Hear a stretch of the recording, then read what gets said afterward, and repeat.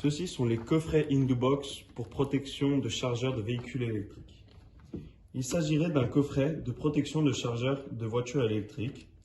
Dans ce cas, in-the-box est également utilisé et une clé est incorporée, ce qui est un avantage important car c'est un coffret qui se trouvera dans certains cas dans un garage communautaire.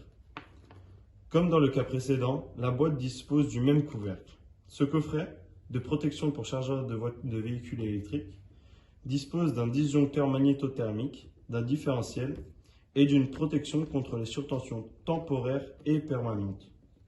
Les principales caractéristiques de ce coffret sont le respect de la réglementation européenne, l'instruction technique complémentaire basse tension, ITC BT52, qui se réfère à l'infrastructure de recharge des véhicules électriques. Les principales caractéristiques des composantes de ce coffret sont: le différentiel doit être de classe A et d'une sensibilité de 30 mA. Le disjoncteur magnétothermique doit être de courbe C. Ce coffret possède des protections contre les surtensions, mais si le coffret qui alimente ce châssis possède déjà des protections contre les surtensions, il ne sera pas nécessaire de les inclure à nouveau. Plus d'accessoires peuvent être inclus, tels que des compteurs d'énergie pour connaître la puissance consommée. Ce tableau est accompagné de la documentation suivante.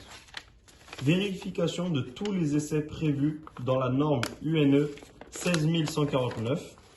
Une fois le châssis fabriqué, les essais prévus dans la norme sont effectués.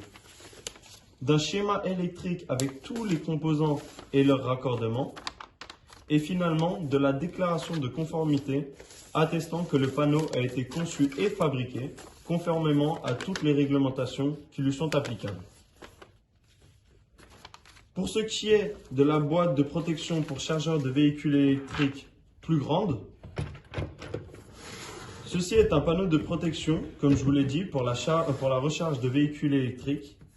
Dans ce cas-là, nous avons un panneau triphasé, dans lequel l'entrée serait triphasée et à partir duquel nous pourrions extraire plusieurs lignes monophasées pour différents véhicules.